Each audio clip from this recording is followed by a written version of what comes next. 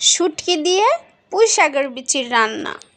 আসসালামু আলাইকুম বন্ধুরা, আমি আজকে অদ্ভুত একটা রান্না করতেছি। আমি এর আগে কখনো এই রান্নাটা খাইনি, কিন্তু বিশ্বাস করেন রান্নাটা যে এত মজা হবে আমার ধারণার বাইরে ছিল। এটা হচ্ছে শুটকি দিয়ে পুঁই শাকের বিচির রান্না। জানি না কেউ কখনো খেয়েছেন কিনা। আমি ফার্স্ট টাইম খেয়েছি, আমার কাছে খুবই ভালো লেগেছে। নেক্সট টাইম যখন পুঁই শাকের বিচি বের হবে ভবিষ্যতে ইনশাল্লাহ আবারও এভাবে রান্না করে খাবো। মনোযোগ সহকারে দেখুন কিভাবে রান্না করতেছি। সেম এভাবে রান্না করিয়েন, বা আপনি যদি এর সাথে আপনার কোনো ট্যালেন্ট যোগ করতে পারেন, তাহলে আরও বেশি এক্সট্রা মজা হবে আমি বিশ্বাস করি। প্রথমে শুটকিগুলোকে গরম পানি দিয়ে খুব ভালোভাবে ধুয়ে নিয়েছি। যতই ধুই শুটকির গন্ধ তো যাবে না, তারপরেও মনের সন্দেহ মিটিয়ে খুব ভালোভাবে ধুয়েছি।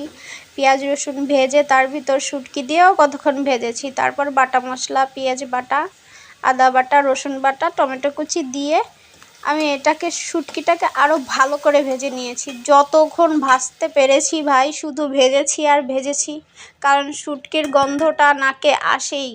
ভালো লাগে, তারপরেও যেন কেমন একটা অদ্ভুত লাগে। পরিমাণ মতো হলুদ, লবণ সব কিছু দিয়ে মশলাটা ভালো করে কষিয়ে নিব। রান্নার মাঝখানে মনে হয়েছিল যে আমি মরিচের গুঁড়া দিতে ভুলে গেছি, তাই আবার মরিচের গুঁড়া অ্যাড করে নিলাম।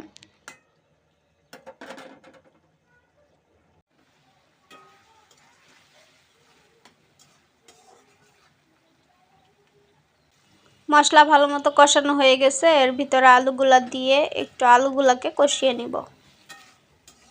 ক্যামেরা ধরতে ধরতে বুঝতেই পারছি না আসলে কোন অ্যাঙ্গেলে রাখলে ভিডিওটা ভালো আসবে। আলু কষানো হয়ে গেছে, তার ভিতর পুঁই শাকের বিচিগুলা দিয়ে দিয়েছি। এতগুলা পুঁই শাকের বিচি বাঁচতে একটুখানি হয়ে গেছে। অল্প জিনিসে যে স্বাদ বেশি হয় এটা আসলেই বাস্তব। রান্না করছি, খাবারটা অল্প হয়ে গেছে বিচিগুলা, এজন্য মনে হয় আরও একটু বেশিই ভালো লাগছে।